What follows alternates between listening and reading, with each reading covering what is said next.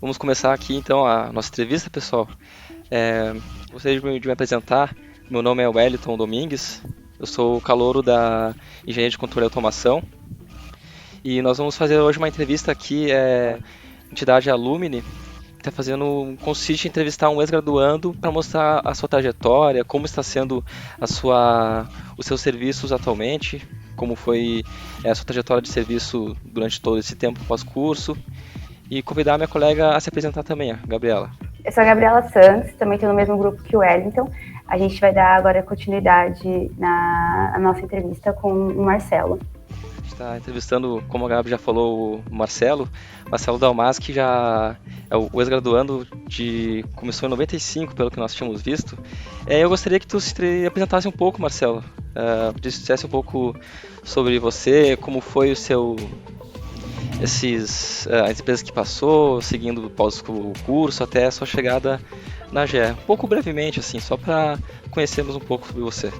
Ok, então, como já falou, meu nome é Marcelo Dalmas, eu tenho 44 anos, eu moro em Florianópolis desde 1995, quando eu me mudei para cá para estudar Engenharia de Controle e Automação. Sou casado, tenho 2 filhos, né? Atualmente eu trabalho na General Electric, na GE, né? Eu trabalho como arquiteto de software embarcado. Então, nesse papel, eu sou responsável por desenhar a arquitetura dos firmwares, dos equipamentos desenvolvidos na nossa unidade, né? São equipamentos voltados para o setor de energia elétrica. E também tenho outros papéis aí. Atualmente eu também trabalho um pouco com cibersegurança, né? Eu sou o contato, então sempre que tem alguma questão de cibersegurança envolvendo aí algum dos equipamentos envolvidos na nossa unidade, eu sou a pessoa que recebe o primeiro contato, faz a análise, né? E depois dispara os processos aí para o planejamento de como o problema vai ser resolvido ou contido. Eu também tenho um mestrado na área de energia elétrica, né, na parte de potência. E basicamente isso. Muito, muito bacana, só comentando assim, bem legal mesmo. E alinhando um pouco mais, a duração aproximada dessa entrevista vai ser entre uma meia hora, passar um pouco mais disso, talvez. Bem, então, começando, a primeira pergunta seria: como é o seu dia a dia no seu serviço?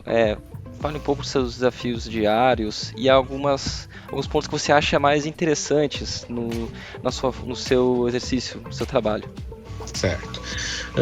Eu trabalho com a parte de sistemas embarcados, né? Então eu iniciei minha carreira como desenvolvedor, onde eu tive a oportunidade aí de trabalhar com desenvolvimento de software, basicamente em plataforma Linux, para equipamentos do setor elétrico. Atualmente eu estou num cargo mais de arquitetura, então eu acabo desenhando as soluções, né? Tem bastante interação com os outros desenvolvedores, então a gente tem discussões aí da melhor solução técnica, né? Eu tento sempre contribuir com um conhecimento aí adquirido ao longo dos anos de trabalho. Então tem essa parte de passar um pouco da experiência para os mais novos, né? Também trabalho com a parte de cibersegurança, então tenho contatos aí com as outras unidades da GE. A GE, na parte de energia elétrica, aí tem unidades espalhadas pelo mundo inteiro, então as soluções da GE são compostas por equipamentos desenvolvidos não só aqui em Florianópolis, mas também na Inglaterra, na França, nos Estados Unidos, no Canadá, na Índia. Então, é uma oportunidade que eu tenho de conhecer outras culturas aí através dos meus colegas internacionais. Eu também ajudo em alguns pontos aí de suporte técnico, que é chamado na empresa de nível 4, né, que seria o último nível de auxílio ali. Então, quando tem alguma questão aí que eventualmente possa ser um bug, um defeito nos firmwares, né? Passa por toda essa cadeia de 3 níveis de suporte acaba chegando até mim aí também em algumas ocasiões para colaborar com a identificação e solução de problemas. Então, eu tenho a oportunidade também de interagir com outras equipes que estão mais próximas aos clientes, né? Às vezes eu tenho a oportunidade de conversar com os clientes. Também é uma oportunidade aí de ver como é que é aplicados os equipamentos envolvidos pela empresa. Um outro ponto de contato interessante que eu tenho na empresa é com a parte produtiva, né? Então, nossa unidade aqui conta com uma linha de produção. A saída, geralmente, dos projetos vão para ser industrializados, né? E ser produzidos várias unidades para venda.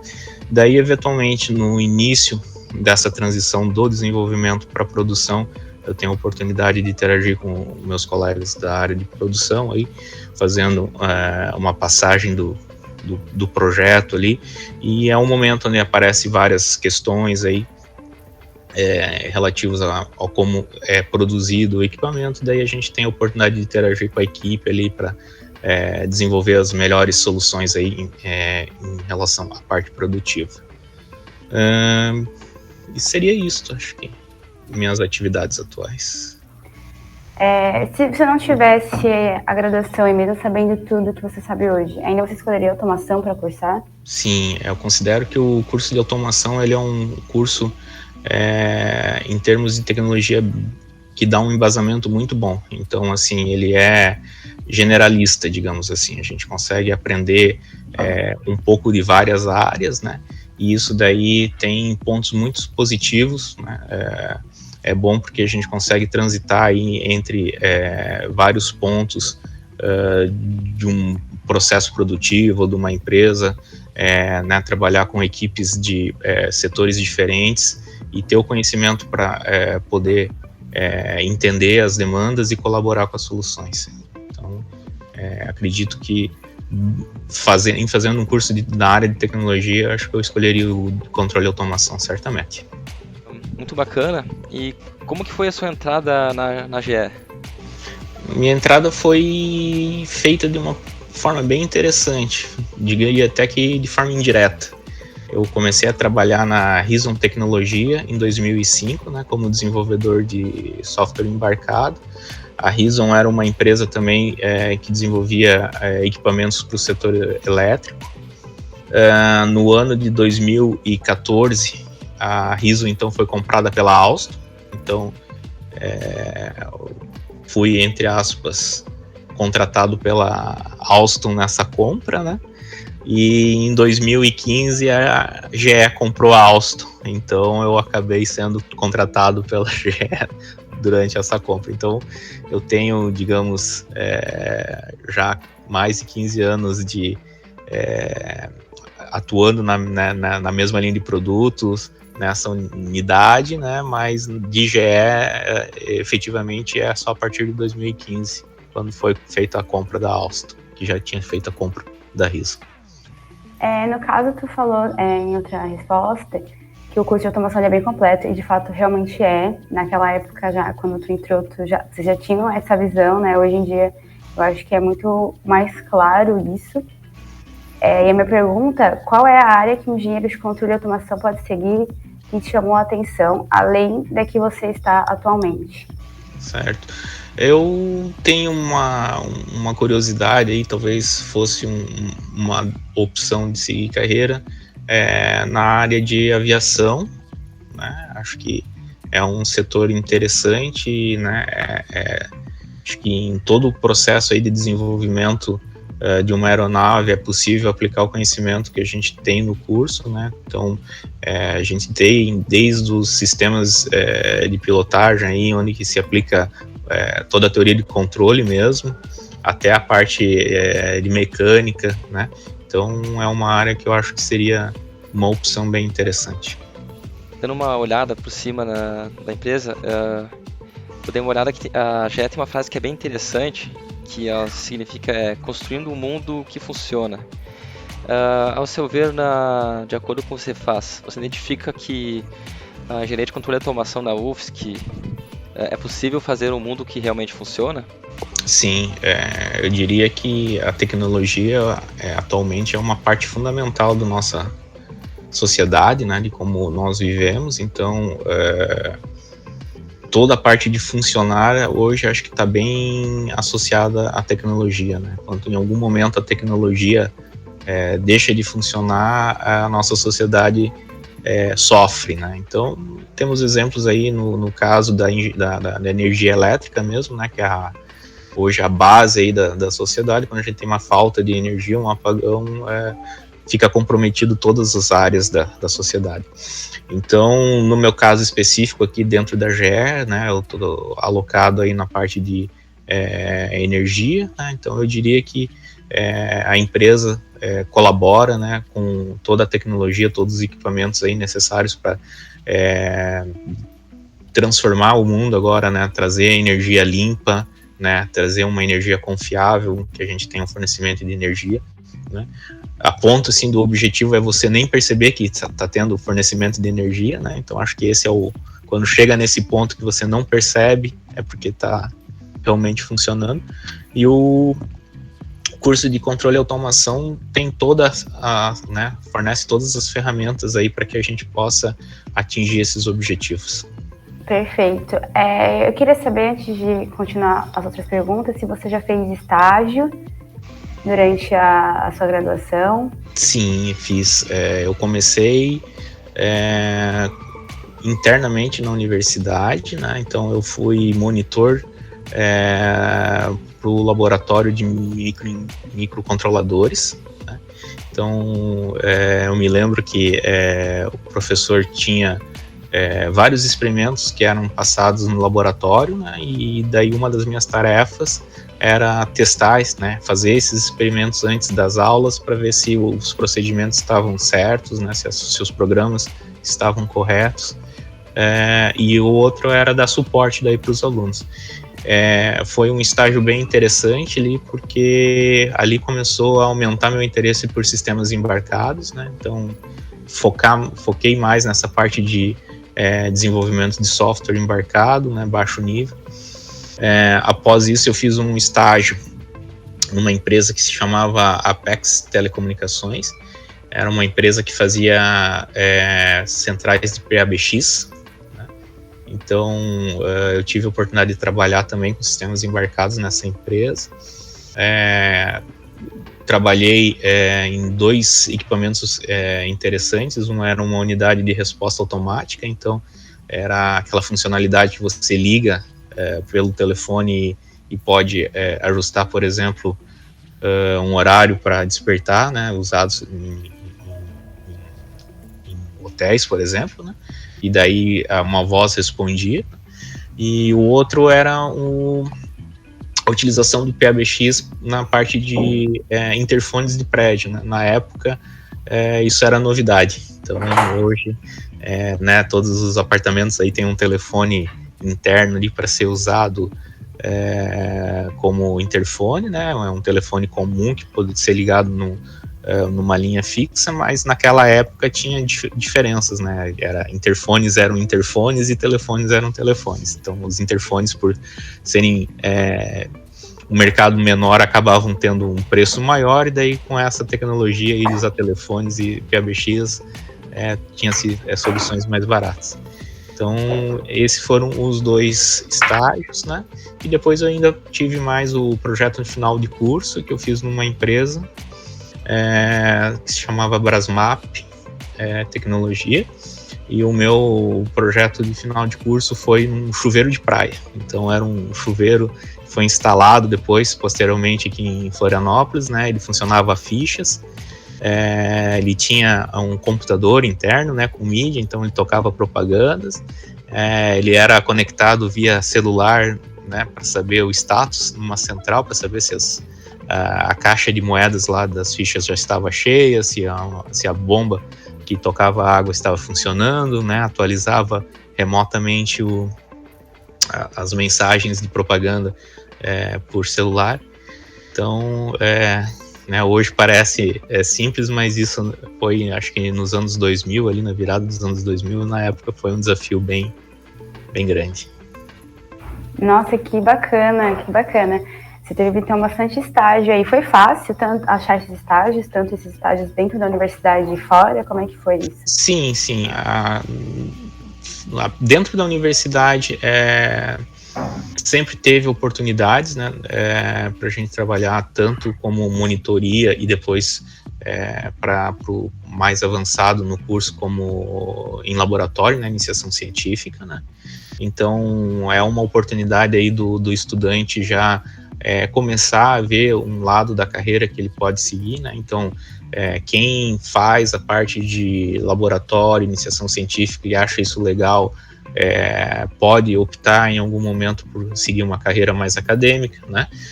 Quem faz o estágio em empresas, né? E aqui em Florianópolis, desde a década de 90, sempre teve muitas oportunidades em empresas incubadas e tecnologia, né?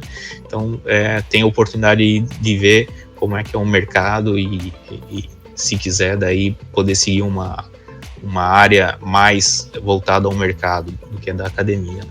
Então acho interessante ter essas oportunidades de conhecer para poder optar, né?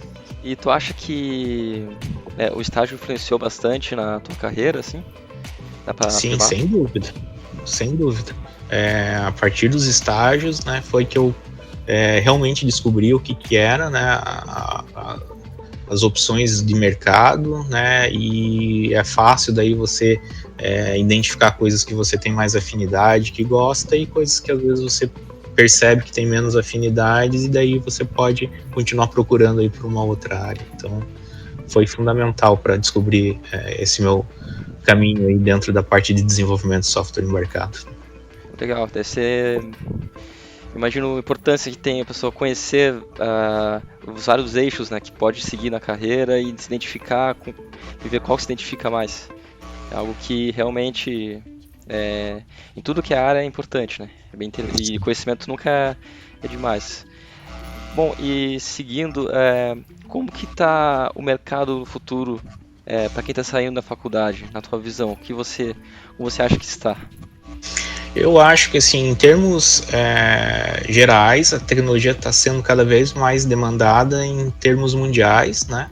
Então, atualmente aí a gente tem uma proximidade muito maior de mercados, né? Tem oportunidades para trabalhar em outros países, né? Tem demandas para a área de tecnologia em várias áreas e vários países. Então, isso é um negócio que evoluiu bastante, né?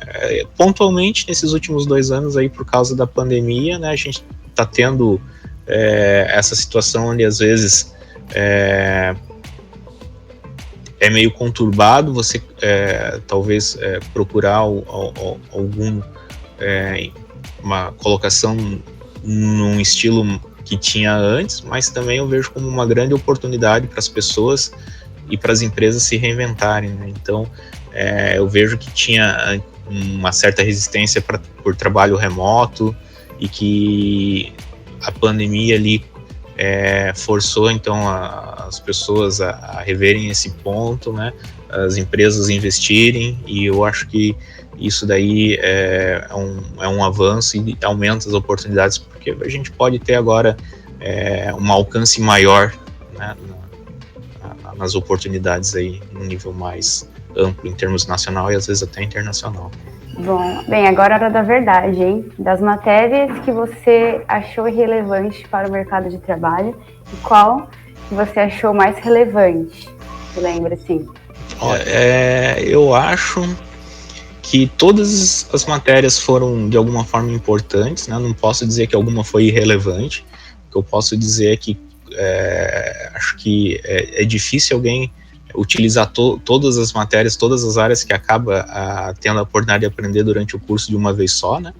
Mas, assim, das que eu achei que eu tive maior proveito foram as que estavam relacionadas à parte de desenvolvimento de software, né? Então a gente tem, ou tinha na época pelo menos, engenharias de software, informática industrial, então isso foi bem alinhado com o que eu tenho utilizado aí durante a minha carreira, né? A parte de física e matemática não é um uso constante, mas eventualmente eu tenho que recorrer aí ao que eu aprendi durante o curso. Então, essa base de matemática e física é muito importante e o curso de controle e automação dá essa base muito forte, né? E as que eu acabei usando um pouco menos aí, mais relativa à área, ao nicho que eu tô, né, por não ser tão necessário, talvez tenha sido a parte de mecânica, né, as matérias de mecânica, eu não tive a oportunidade de exercitar aí durante a minha carreira. Legal. E foi interessante que tu acabou linkando um pouco com a nossa próxima pergunta, que seria quem quer ser engenheiro de controle e automação?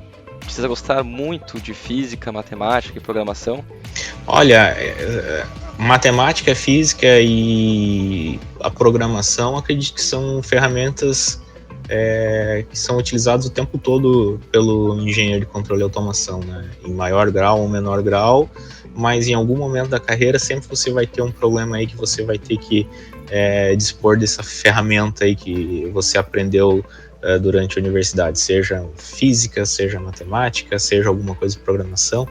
Então, assim, é importante que você tenha né, um alinhamento com isso, porque faz parte do dia a dia, né, eu diria. Então, não imagina aí uma pessoa que não, pelo menos uma pessoa que não goste, né, tendo que trabalhar nessa área sem gostar. Tá, e para fechar, tem mais alguma coisa que você acredita que a gente esqueceu de perguntar e que seria interessante você compartilhar com a gente e com os outros alunos que, né, podem acabar vendo essa entrevista também? Acredito que as perguntas cobriram, né, tudo, e daí eu gostaria de só, então, se for possível, reforçar aí a questão dos estágios, né? Acho que estágio é muito importante, então sempre que vocês tiverem oportunidade para realizar um estágio, né, façam, porque é sempre uma fonte de aprendizado, não tem perdas aí, estágio ruim, ou, né, por mais que você não goste de alguma coisa que você tenha feito no estágio, serve para você aprender que talvez essa área não é tão a sua área e você tem a oportunidade de procurar por alguma outra atividade que esteja mais adequada ao seu perfil. E a outra é em relação aos contatos, né? Conheça os outros profissionais, tenha uma rede de contato, fique sempre informado aí do que está acontecendo, do que as pessoas estão fazendo, porque, né, na área de engenharia não é só a parte técnica, né? Também tem a parte humana aí dos relacionamentos e né, trabalhar com outras pessoas, né, aprender com outras pessoas, ensinar as outras pessoas, né? Então, acho que esses são os dois pontos que eu destacaria. Poxa, bacana, obrigada. Essa questão do estágio, hoje em dia, não sei se na época, né, que tu estava fazendo estágio, não sei se ainda já era assim naquela época, mas hoje em dia não vou dizer mais um pouco mais complicado, mas tipo, dificulta um pouco a questão do estágio, porque tem muitas startups, muitas empresas que elas exigem uma experiência meio que prévia, tanto em questão de conhecimento ou experiência profissional, para ocupar determinada vaga de estágio. Então isso acaba complicando bastante a gente, né? Ainda mais a questão de iniciar o primeiro estágio nessa carreira, devido a esses requisitos que eles pedem, né? Não sei, naquela época já era assim, uma pergunta bem fora, nem tava, mas quero saber também. Tinha certa dificuldade, mas assim, era um caminho que sempre a gente tomava, era fazer alguma coisa interna na universidade, né? Uma iniciação científica, alguma monitoria, alguma coisa assim. Então isso daí já te dava algum subsídio. E dentro da universidade, não sei se continua assim, mas sempre teve bastante abertura aí por parte dos professores, né? Então, e dos próprios outros alunos, assim. Então, nessas partes práticas, iniciação científica, assim, uma coisa que sempre foi importante foi o convívio com os outros alunos das outras fases, né? Então, às vezes você pega alguém que está um pouco mais avançado, essa pessoa consegue te passar o caminho das pedras ali, né? Como é que faz para usar algum software, como se faz para desenvolver, né? E hoje em dia, assim, uma coisa que eu acho que mudou bastante é o acesso à informação, né? Então, com a internet aí e os conteúdos disponíveis, eu acho que um diferencial aí também é você complementar o que você aprende na universidade com coisas mais práticas, né? Então, assim, eu vejo assim, as startups, as empresas estão sempre com demanda, por exemplo, de programadores, desenvolvedores, né? Então, se há uma área que você gostaria de seguir, ou, né, complementar essa parte de programação e trazer a engenharia como um diferencial, né? Eu sempre me enxerguei assim, não como um desenvolvedor, mas como um engenheiro que tem a programação e o desenvolvimento no seu, na sua caixa de ferramenta, né? Então, essa é o diferencial. Bacana. Marcelo, a gente queria te agradecer. Muito obrigada mesmo pela entrevista, por ter disponibilizado esse tempo pra gente, né, pra ajudar os calouros aí. Não sei se o Wellington quer completar alguma coisa. Não, só queria agradecer mesmo a disponibilidade do tempo. A gente sabe que com a pandemia sempre acaba passando um pouco o tempo do seu trabalho, ou sei lá, até mesmo função de ajudar em casa, nos afazeres, é sempre complicado essa disponibilidade, né? A pessoa está sempre bem ocupada. E agradecer pela experiência que tu passou aí nas respostas. Eu achei que com certeza são coisas que vão agregar para nós, não só para nós, mas também a todos que estão pensando em ingressar no curso aí. Muito, muito bacana mesmo. Só tenho a agradecer a tua disponibilidade aí. Eu que agradeço a oportunidade aí para estar conversando com vocês e estou sempre disponível. Sempre que vocês precisarem aí, é só chamar. Show de bola. Obrigada. Então tá, Marcelo. Muito obrigado, uma boa noite, um bom Boa descanso, noite bom para vocês trabalho. também. Boa noite, obrigada.